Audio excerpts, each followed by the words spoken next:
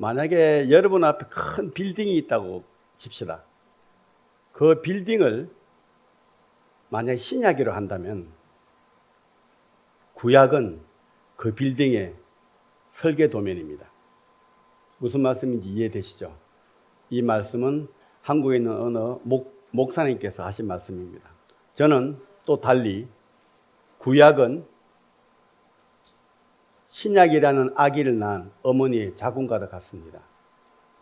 그러니까 여러분들께서 앞으로 성경을 읽으실 때 신구약을 균형 있게 조화롭게 읽으셔야만 하나님의 말씀이 과연 무엇을 의미하는지 분명하게 알 수 있을 것입니다. 캐나다에 있는 어느 신학자가 성경을 살펴보니까 성경에는 7,487가지의 7개의 하나님의 약속의 말씀이 있다고 그렇게 조사를 했던 기록이 있다고 합니다. 구약, 특히 예언서, 선지서들을 읽다 보면은 우리는 흥미롭고 단순하지만 독특한 하나의 패턴을 발견하게 됩니다. 이것은 하나님의 속성인 공의와 사랑이 가끔 충돌하는 모습을 보게 되는 경우를 발견하게 합니다. 그것은 우리가 예를 들면 이게 무슨 말인지 예를 들면은 부모가 자기가 사랑하는 자녀가 죄를 짓고 돌이키지 않을 때 부모는 아주 노하여서 매를 들고 그 자녀를 징계를 합니다. 그렇지만 징계를 하는 그 순간에도 부모는 이미 그 자녀를 사랑하기 때문에 용서할 마음을 가지시고 긍휼함으로 그 자녀를 감싸주는 것입니다. 이처럼 하나님의 공의와 이 사랑이라는 속성은 서로 불가분, 뛸래야 뛸 수 없는 관계를 가지고 있습니다.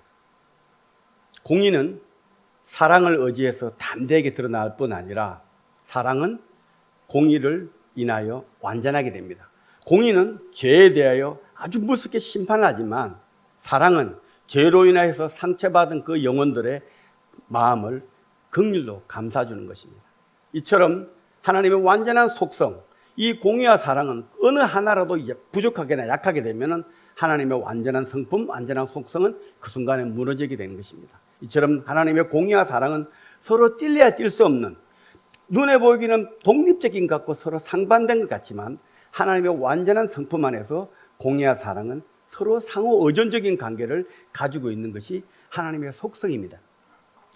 우리가 남유다와 북이스라엘이 다윗과 솔로몬 이후에 주전 922년에 나눠지게 됩니다. 그 당시에는 그 전에는 이미 남유다의 수도인 예루살렘에 하나님의 성전이 있었습니다. 그래서 이스라엘의 20세 이상의 남자들은 무조건 1년에 3번 6월절, 7.7절, 초막절에 하나님의 성전에 가서 제사를 드려야 되는 의무, 율법, 토라가 있습니다. 그런데 남과 북이 나눠지다 볼 때 북이스라엘 처음 왕이 여러분 아시는 여로보암입니다. 그런데 여로보암 왕이 볼 때 만약에 북이스라엘 백성들이 매년 절기 때마다 남유다, 이미 그의 원수처럼 되어버린 남유다에 가서 더구나 예루살렘 성전에서 예배를 제사를 드린다는 것은 북이스라엘 왕으로서는 굉장히 정치적 부담이 있는 겁니다. 그래서 이 북이스라엘 왕 여로보암이 북이스라엘 영토의 제일 북단인 단, 홀몬산 밑에 있는 단과 우리 집에서 조금 올라가면 있는 북이스라엘 최남단 영토 베델에다가 여러분 아시는 제단, 금송아지 우상의 제단을 세웁니다. 이것은 여러분 열왕기를 읽다 보면 하나님께서 누누이 말씀하시지만 여로보암이 느바스의 아들 여로보암의 죄로 말미암아 여로보암 죄로 말미암아 끊임없이 말씀하십니다. 이것은 하나님 앞에서는 완전히 폐역무도하고 치명적인 죄를 짓게 되는 겁니다. 그래서 결국은 이 주전 722년부터 시작된 이 금송아지 우상 숭배가 이 호세아 시대, 이 호세아 선지자가 사역하는 그 시대, 다시 말하면 여로보암, 그 당시는 여로보암 2세라 해서 같은 여로보암이겠지만 이 북이스라엘 처음 왕 여로보암과 구별하기 위해서 여로보암 2세라고 그럽니다. 여로보암 2세가 주전 한 790에서 750년, 한 40년 동안 북이스라엘 통치하는데 주전 922년부터 우상숭배가 시작돼서 무려 140년 정도 지날 그때, 다시 말하면 여로보암 2세가 통치하는 그때 호세아 선지자가 아모스와 같이 북이스라엘에 대해서 하나님의 회개와 심판을 촉구한 그때 이미 여로보암 2세 때는 우상숭배의 극에 달해 있었다는 겁니다. 역으로 말하면 그 당시가 북이스라엘 왕의 여로보암 시대는, 여로보암 2세 시대는 북이스라엘 영토가 가장 많이 확장된 시대였고 가장 부귀와 영화가 풍성했던 그야말로 황금기 시대입니다. 물질적으로 황금기 시대에 영적으로는 가장 치명적인 죄악의 구렁텅이에 이미 북이스라엘은 빠져들고 있었습니다. 호세아 선지자는 아모스와 마찬가지로 이 시대에 가장 북이스라엘 가장 영적으로 어두운 시대 때 하나님의 말씀을 대언하고 있었던 것입니다. 그런데 이 호세아 선지자는 여러분 호세아 선지서 1장을 읽어보시면 아시겠지만 한 인간으로서는 감당하기 힘든 하나님의 명을 받아야 됩니다. 그것은 음란한 여인 고멜을 아내로 맞이하여 음란한 자식을 낳으라는 겁니다. 그래서 하나님 이것을 통하여 이스라엘 백성이 하나님 앞에 얼마나 음란한 자식들인지 폐역한 세대를 살고 있는지를 하나님께서 이 선지자의 삶을 통하여 결혼성으로 통하여 이스라엘 백성에게 드러내시고자 하셨습니다. 그런데요, 갑자기 이 호세아 1장 10절에는 갑자기 생뚱맞게 하나님은 엉뚱한 말씀을 하십니다. 그것은 회복을 말씀하십니다. 심판하고 회복이 중간에 징검다리도 없이 바로 회복을 말씀하십니다. 물론 그렇습니다. 하나님은 태초와 세마를 한눈으로 보시는 전지전능하신 하나님이십니다. 그렇지만 유한한 생각과 판단을 가진 인간인 우리들이 볼 때는 하나님 그렇다 하더라도 하나님 이건 너무 지나친 겁니다. 어떻게 심판하고 회복 사이에 징검다리도 없습니까? 라고 우리의 지성과 이성은 하나님께 의구심을 가질 수 있습니다. 그러나 이런 하나님의 드라마틱한 급반전은 오늘 호세아 본문 11장에도 그대로 여실히 드러나 있는 것입니다. 목사님께서 읽지 않으셨지만 제가 11장에는 호세아 11장에는 5절부터 7절이 한 파트고 8절부터 11절이 한 파트입니다. 그래서 오늘은 제가 각 절별로 강해식으로 이 절이 주는 메시지가 무엇인지를 여러분 같이 나누는 그런 시간이 되었으면 좋겠습니다. 5절과 7장은 죄로 인한 하나님의 심판을 선언하시고 또 8절부터 11절까지는 그 죄를 짓는 이스라엘 백성을 향하신 하나님의 불붙는 사랑, 그래서 이들을 반드시 용서하고 고치고야 말겠다는 하나님의 사랑의 마음이 동시에 그야말로 징검다리도 없이 겹쳐져 있는 것입니다. 여러분, 죄에는 반드시 원인과 결과가 있습니다. 이스라엘 백성 왕이나 제사장이나 고관대족 일반 평민에 이르기까지 종교적인 죄, 우상 숭배라는 종교적인 죄에 빠져 있는 것입니다. 베델과 단에 금송아지를 세우고 우상을 섬겨온 140여 년 동안 이스라엘 사람들의 땅, 사람들 모두가 다 더럽고 불결해졌습니다. 그리고 이 죄는 우리 인간의 정신세계나 우리 육체적인 삶에 있어서도 모든 것을 더럽게 만들어 버리고 맙니다.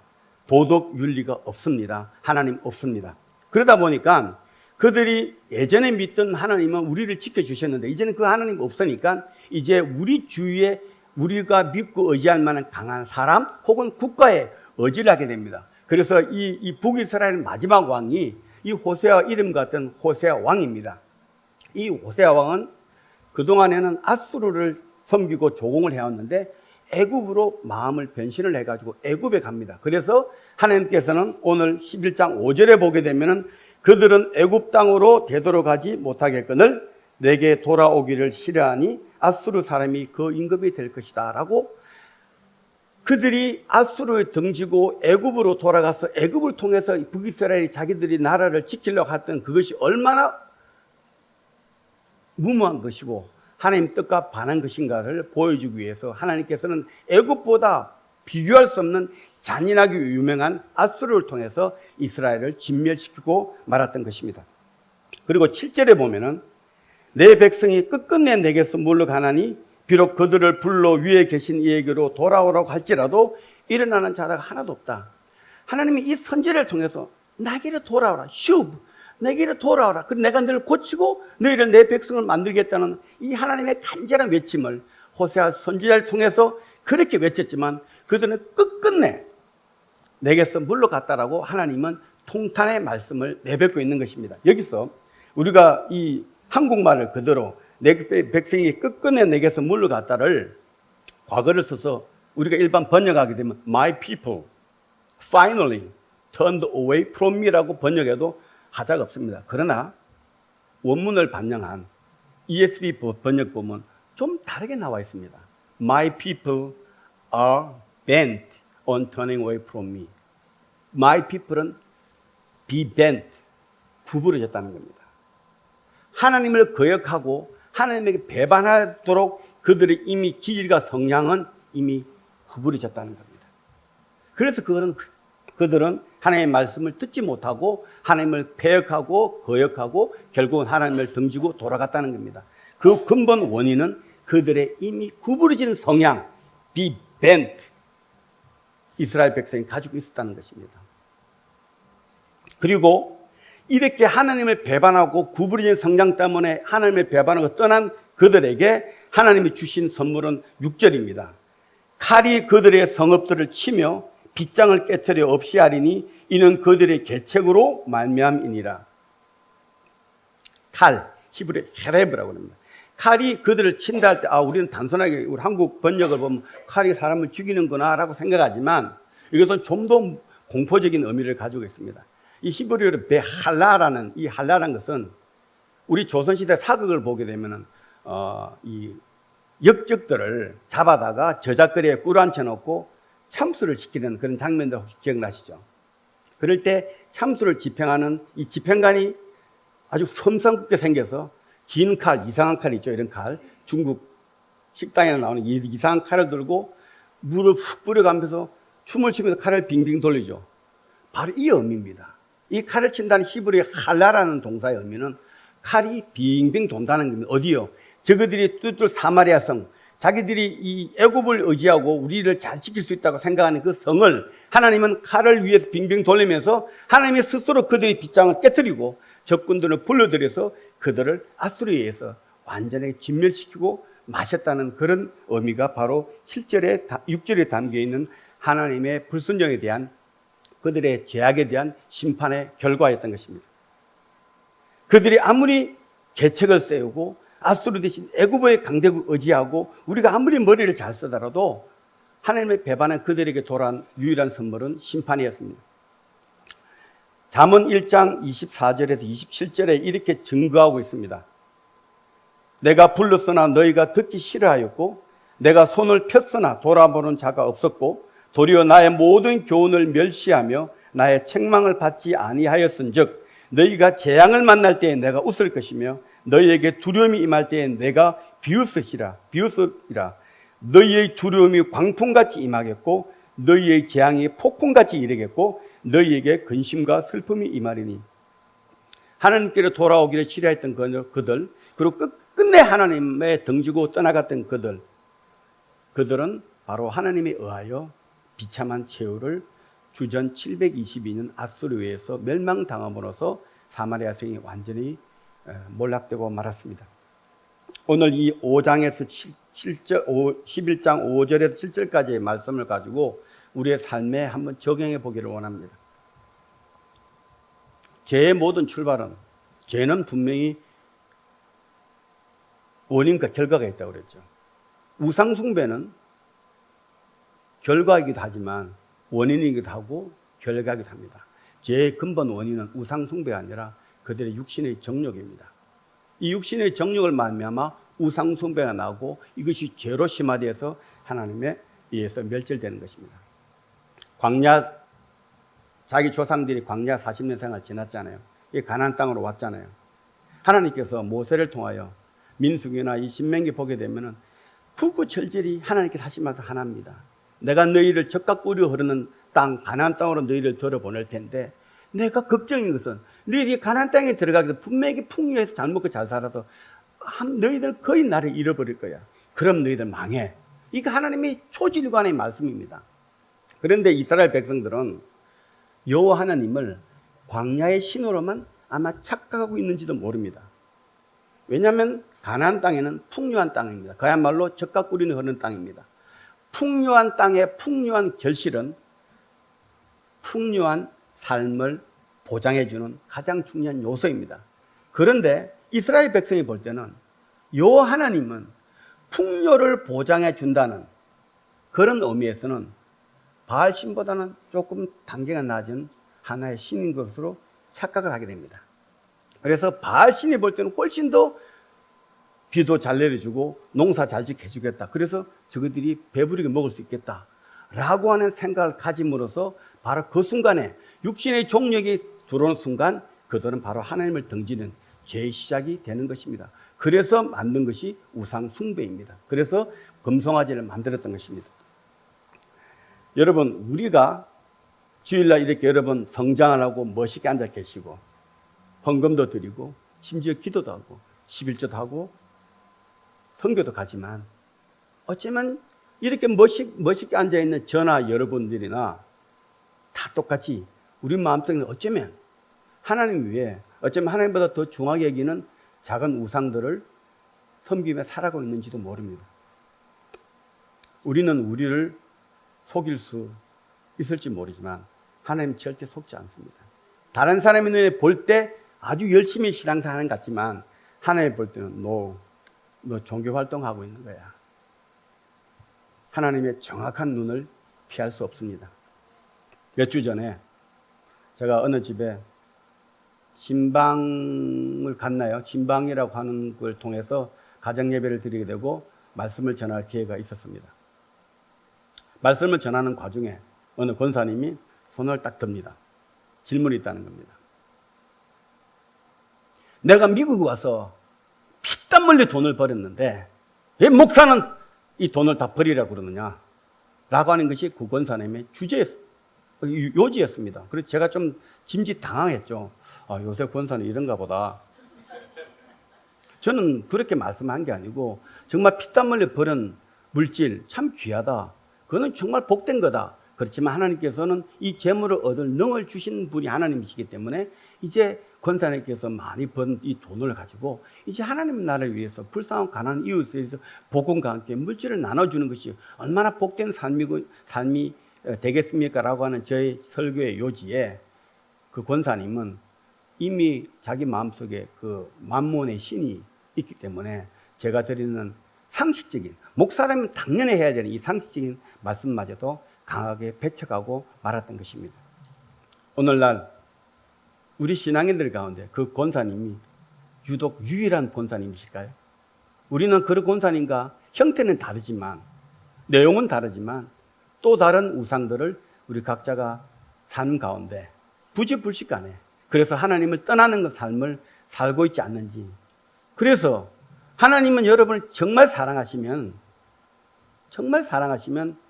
그런 여러분들에게 심판을 통하여 반드시 그 수치 가운데 드러내실지도 모릅니다. 오늘 주는 메시지, 이스라엘 백성들 저 나쁜 놈들 어떻게 하나님을 그렇게 믿지 않나, 어떻게 금송을 섬기나 라고 여러분들이 반문하실지 모르지만 그 반문 여러분 심중 속으로 되돌려 보시길 바랍니다. 우리는 이스라엘 백성처럼 금송아지를 섬기는, 그래서 그것이 쌓이고 쌓여서 어느덧 돌이킬 수 없는 그런 지경의 삶을 신앙생활이라는 이 종교활동과 더불어 같이 병행하고 있는 것이 아닌지 하나님의 눈은 정확합니다. 여러분께 오늘 이 5절 7절 말씀을 가지고 여러분들 한번 돌아보시면 고맙겠습니다. 아까 우리 이스라엘 백성의 성향이 비벤트죠. 이 비벤트는 종이나 알루미늄이나 플라스틱이 아닙니다. 이 비벤트된 이 구부러진 성향, 이것을 어떻게 고칩니까? 종이 같으면 펴면 되고 알루미늄 같은 힘으로 당기면 됩니다. 이 철처럼 굳어진 이 본성, 하나님을 떠나고 우리 속에 있는 잠재적으로 다른 하나님을 섬기는 우리의 본성, 이 본성은 반드시 풀무불에 넣어서 벌겋게 달인 다음에 망치로 쳐서 일자를 한 다음에 찬물로 넣어서 식혀야 되는 겁니다. 바로 연단과 심판의 풀무불을 우리는 통과할지 모릅니다. 그래서 더 구부러져서 쇠처럼 딱딱하게 되기 전에 여러분 회개라는 이 과정을 통하여 여러분께서 하나님 앞에 바로 펴진 하나님의 쓰시기 합당한 도구 같은 막대기 같은 그런 존재로 여러분의 남은 삶을 살아가시기를 주님 이름으로 진심으로 축복합니다. 그래서 회개는 우리가 반드시 죽게 돌아가는 징검다리입니다. 회개가 없는 회복 존재할 수 없습니다. 회개는 눈물 흘리고 울고불고 하는 것 아닙니다.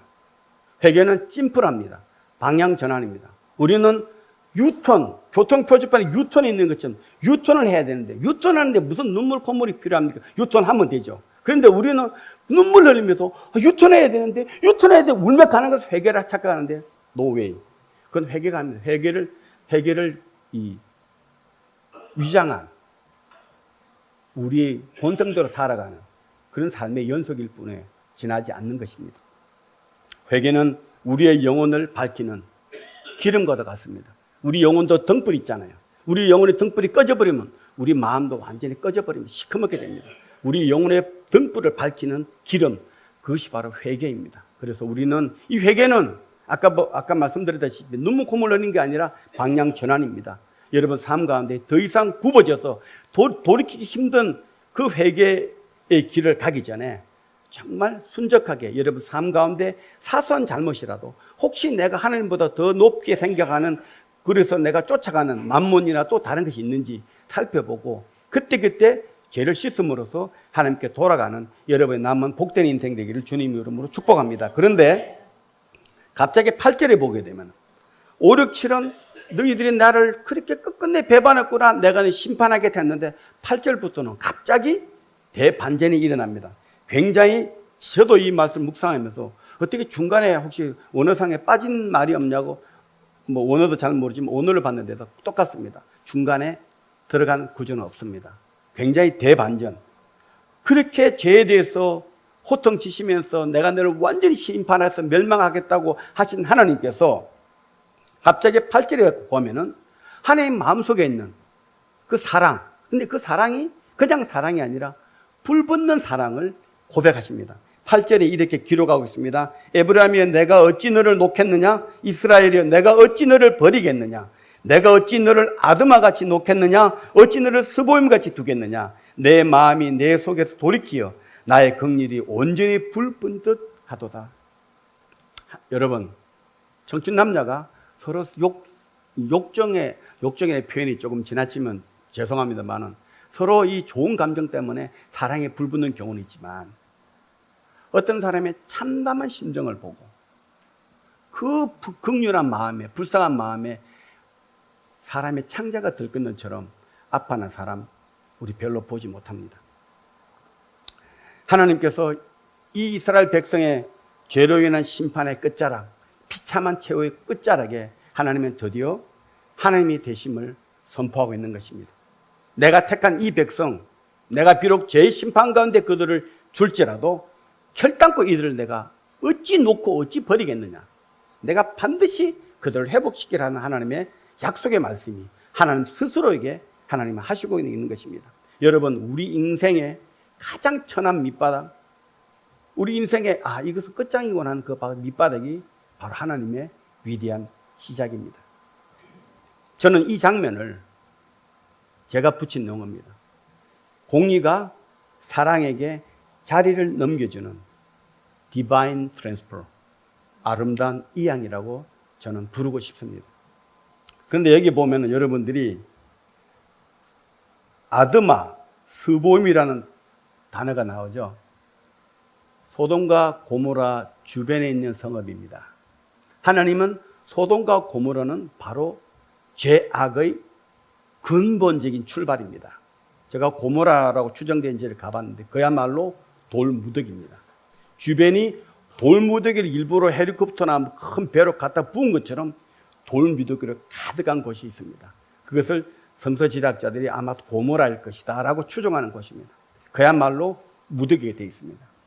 그런데 소돔 고모라가 이 엄청난 죄악이 근원에 있지만 그 주변 성읍들도 이 소돔 고모라의 영향을 받은 동네가 바로 아드마와 스보임입니다.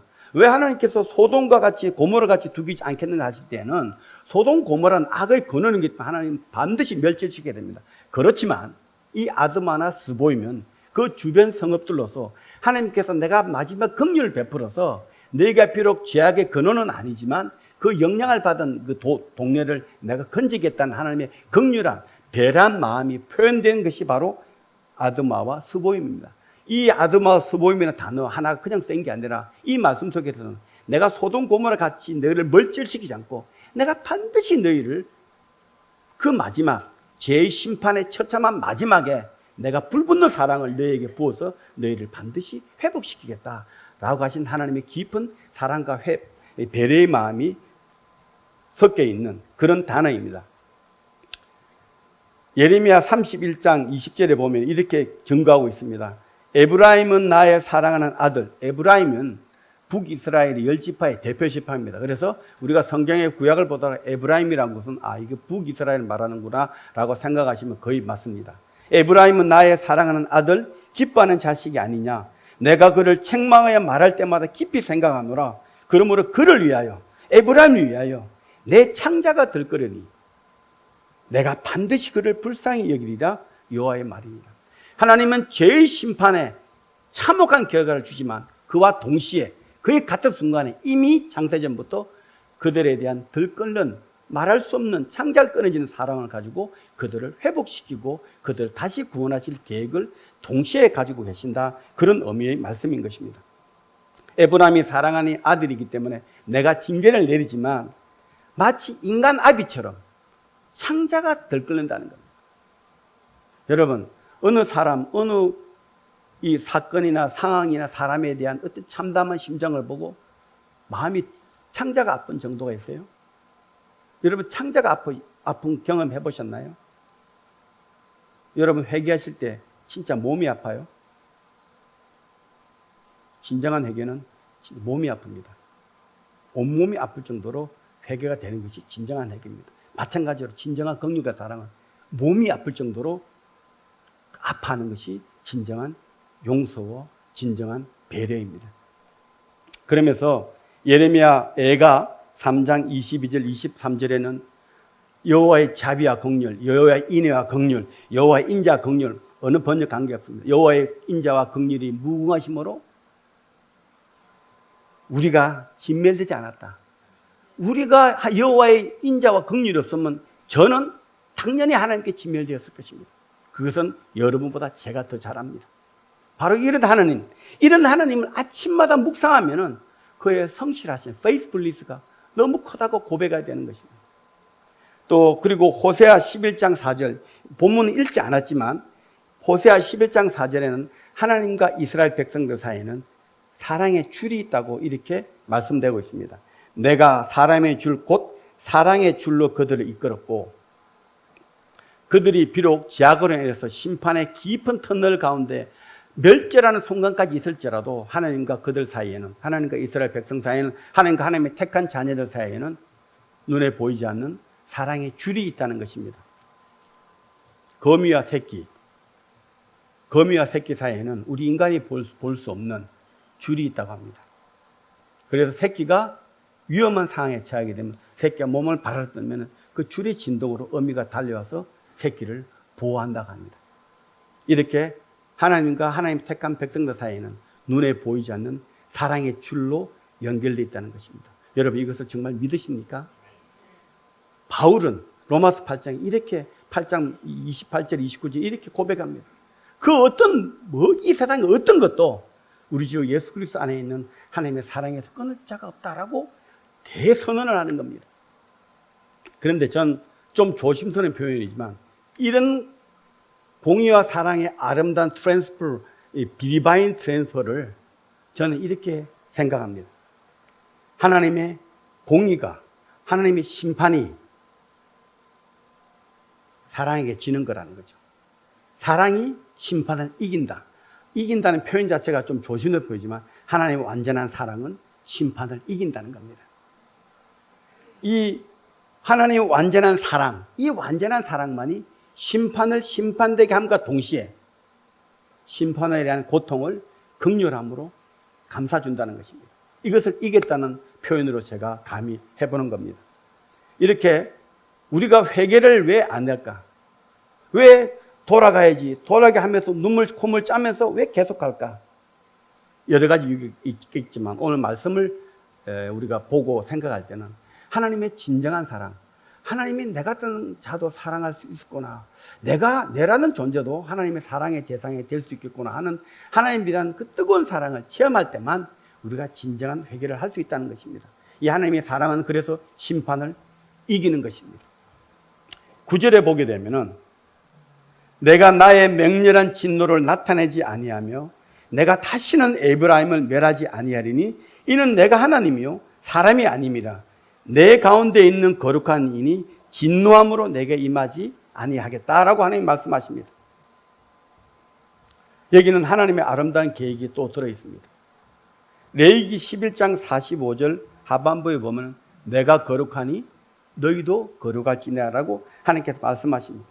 하나님께 징계를 당하여 온 몸과 마음이 만시장이 되어버린 그런 하나님 백성들에게 가장 시급한 회복은 그래 수고했다, 위로해줄게, 집도 다시 만들어줄게, 내가 잘해줄게 라고 하는 이런 사탕발림의 위로가 아닙니다.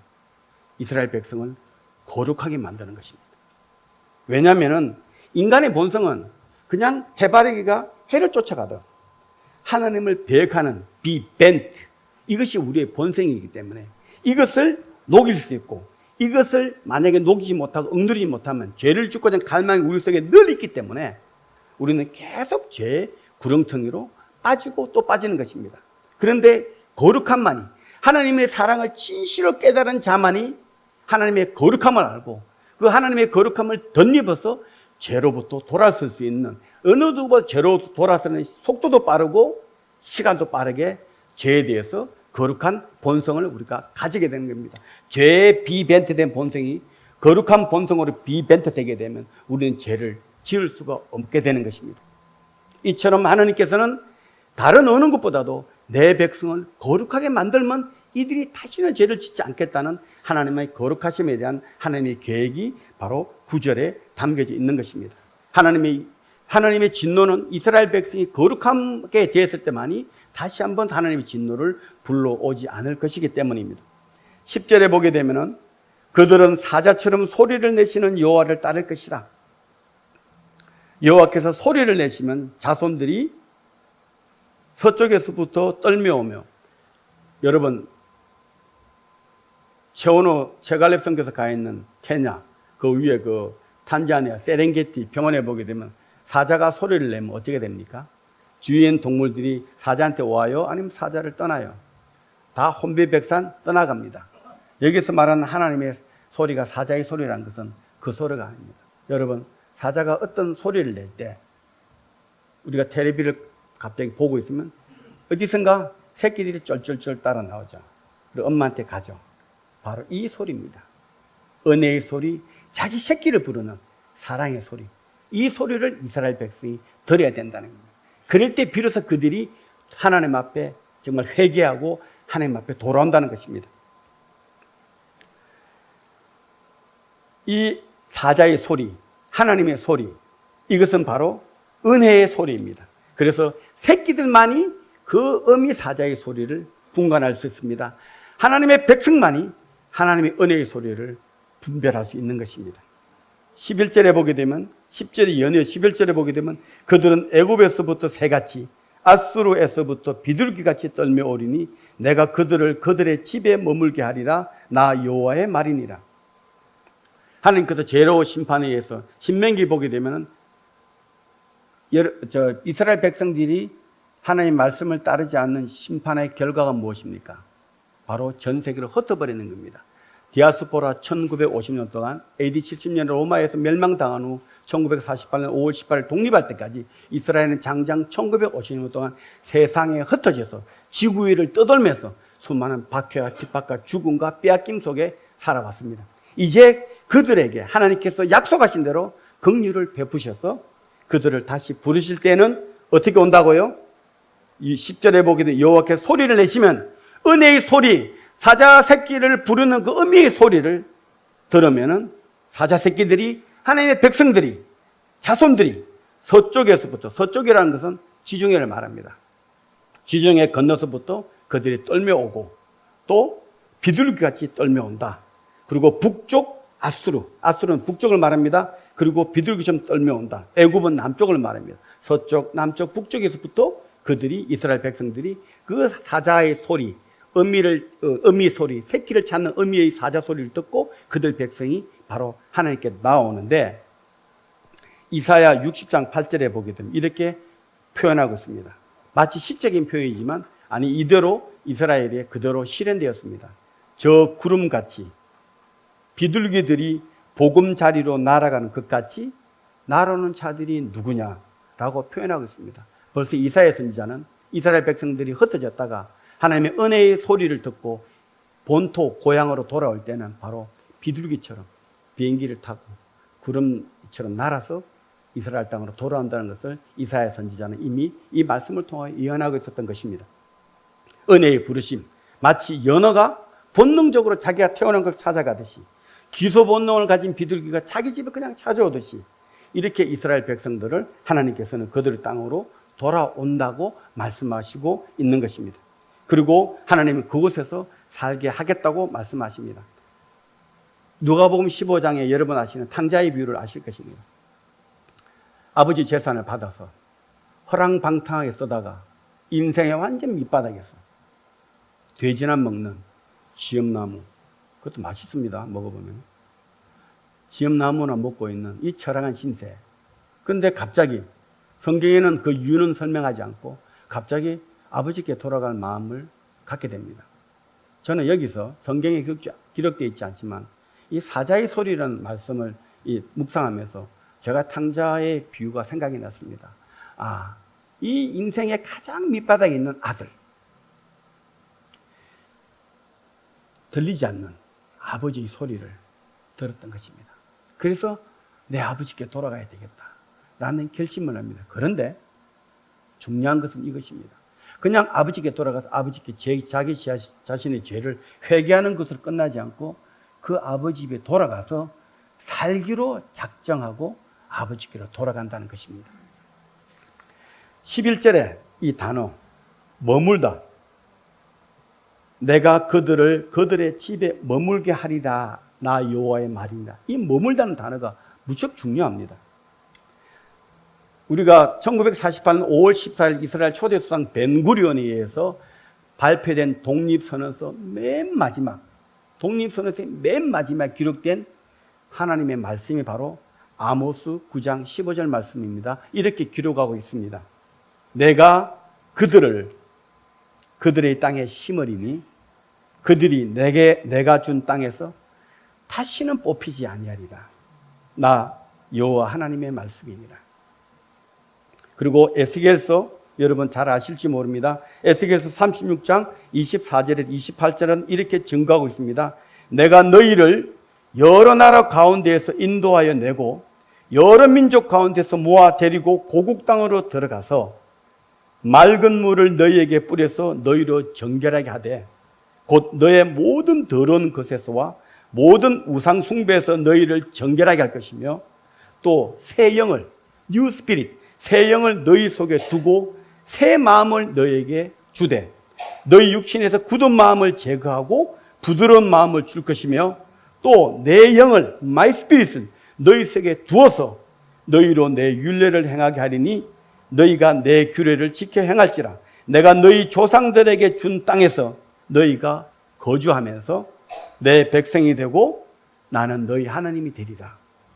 이 11절에서 이제 죄값을 치룬 하나님은 당신의 백성들에게 사자소리 같은 은혜의 소리를 바라셔서 본토 이스라엘 땅, 팔레스타인 땅으로 다시 부를 때에는 그냥 살게 하다가 또 죄지면 쫓겨나겠다 하는 그런 하나님의 약속의 말씀이 아닙니다.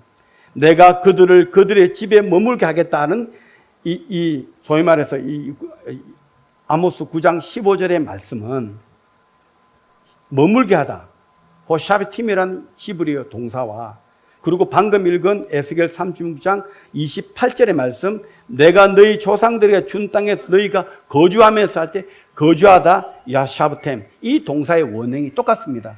요셰브를 하는데 이 요셰브는 영어로만 sit down입니다.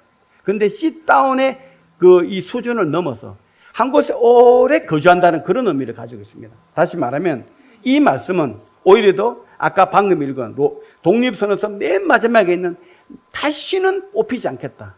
Law is not to be old. 다시는 뽑히지 않겠다는 하나님의 강한 약속, 거기에 더 잘 나타나 있는 것입니다. 이스라엘 백성을 이제 1950년 동안 이 디아스포라 망명생활에서 그 모진 고난과 핍박 가운데 죽음 가운데서 이제 내 땅은 이스라엘로 1948년 5월 18일 독립과 함께 돌아왔을 때는 다시는 이 땅에서 내가 뽑히지 않겠다. 그리고 내가 내 영을 너에게 두어서 너희는 내 백성이 되고 나는 너희 하나님 되리라는 하나님의 말씀, 그 말씀에 대한 하나님의 확신에 찬 하나님 스스로에 대한 다짐인 것입니다. 이 모든 것은 하나님 확신에 찬 하나님 자신의 의지입니다. God is God. 유명한 칼바르트, 아주 유명한 신학 칼바르트의 대명제입니다. God is God. 하나님은 하나님입니다. 우리 인간의 지성과 상식으로서는 도무지 하나님, 이스라엘 백성 뭐 회개도 안 했는데 왜 듣고 옵니까? 적당히 심판하고 예수를 죽이는데, 메시아를 죽이는데 이놈들 왜 죽이지 않고 왜 살려서 이스라엘 땅을 보냅니까? 왜 팔레스타인 땅에서 그렇게 팔레스타인 사람을 괴롭힙니까? 이렇게 지성적으로 이성적으로 이야기할 수 있지만 God is God. 하나님 하나님입니다. 우리 인간의 지성과 상식으로 이성으로서는 하나님 하시는 일이 틀리고 비이성적 같지만 하나님은 하나님 하시는 일은 하나님만이 하신다는 겁니다. 우리 인간이 볼 때 틀렸다 하더라도 하나님이 옳습니다. 역으로 말하면 우리 인간이 볼 때 옳다 하더라도 하나님 보시기에 틀렸다면 그건 틀린 것입니다. 이것이 God is God. 하나님은 하나님이라는 유명한 칼바르트의 대명제인 것입니다. 이사야 55장 8절 9절에 이렇게 증거하고 있습니다. 여호와의 말씀에 내 생각은 너희 생각과 다르며 내 길은 너희 길과 달랐어. 하늘이 땅보다 높음 같이 내 길은 너희 길보다 높으며 내 생각은 너희 생각보다 높으니라 라고 이렇게 말씀하십니다. 이스라엘 백성들의 죄값을 다 치르고 이제 하나님의 긍휼하심으로 은혜의 소리를 바라셔서 동서남북에서 이스라엘 본토로 다시 되돌아가실 때는 육신을 가진 인간은 절대 순종할 수 없지만 에스겔 36장 27절에 말씀하신 대로 하나님의 영을 그들에게 부으셔서 그들의 신비에 새기셔서 그들이 하나님을 온전하게 섬기며 예배하게 하시겠다는 하나님의 언약의 말씀인 것입니다. 이제 말씀을 정리하겠습니다. 인류 역사는 이스라엘 역사의 확대판입니다. 역으로 말하면 이스라엘 역사는 인류 역사의 축소판에다가 모델입니다. 끊임없이 하나님을 대적하고 비벤트의 본성을 가지고 하나님을 끝까지 대적하고 악을 쫓아가지만 그럼에도 불구하고 사랑의 풍성에서 마음이 창자가 들끓는 하나님의 사랑이 그들을 죄악 가운데 심판하시지만 그와 동시에 하나님께서 그 사랑으로 감싸셔서 이제 남은 자들을 되돌리시고 그분의 백성으로 만드셔서 영원토록 그분과 살게 하시는 것이 하나님 약속의 해피 엔딩입니다. 이제 남은 것은 우리 인간들의 반응입니다. 죄악된 생각과 행위, 지금 부지불식간에 이 순간에도 생각으로도 마음으로 짓는 모든 죄를 하나님 앞에 뉘우치고 하나님께 돌아가야 되는 것입니다. 오늘날처럼 미국, 한국, 전 세계를 통하여 이스라엘도 마찬가지입니다. 이스라엘 동성애가도 많고요. 무신론 자에도 많고요. 죄악이 범람되고 동서사방 어느 나라 어느 민족을 통틀어서 죄악이 관영한 시대를 살고 있는 이때 하나님 하실 일은 하나밖에 없습니다. 그것은 심판입니다. 우리는 그 심판을 목전에 두고 살아간다고 의식을 하셔야 됩니다. 그래야만 천국으로 가게 됩니다. 우리의 삶 가운데 오늘도 하나님을 섬긴다고 하는 미명 아래 또 다른 작은 우상들을 우리 마음속에 마치 전시장처럼 깔아놓고 살아가는 삶은 없는지 우리가 늘 여러분이나 저나 늘 돌아보고 그때마다 이 죄악들을 끊어내고 씻어내야 됩니다. 히브리서 기자는 너희가 거룩함이 없이는 하나님을 못 본다 그러죠. 이 장로님이 Sin la cual nadie verá al Señor Jesús. 스페인어 단어겠잖아요. 우리가 거룩하지 못하면 우리는 하나님을 볼 수 없다는 것입니다. 그리고 그 거룩함을 위해서는 우리가 죄를 찍어내고 싸워야 되는데 여러분이나 저나 죄를 싸울 때 피 흘리기까지 피 튀게 하면서 죄와 싸워서 이겨보신 적이 있습니까? 죄는 피 흘리게 하면서 싸워야 된다는 그런 말씀입니다. 그만큼 죄된 우리 인간의 본성은 강철로 굽어진 이 새처럼 바로 패는 데는 엄청난 회개의 과정을 통과해야 된다는 그런 말씀이 비벤트라는 단어에 내포되고 있는 그런 의미입니다. 우리를 사랑하시기 때문에 우리가 비록 죄악 가운데 있지만 어쩌면 그 죄악에 인해서 심판의 과정을 통과하게 할지라도 하나님이 택한 하나님의 백성들은 반드시 그분의 사랑으로 되돌리시고 그분의 앞에 앉는 그 자리까지 하나님의 열심은 결코 여기를 포기하지 않습니다. 신앙생활의 성공 실패라는 단어 성경에 없습니다. 포기하지 않는 것입니다.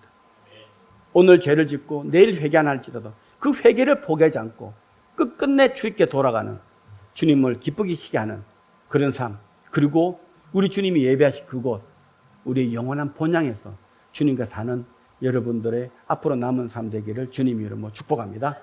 기도하겠습니다.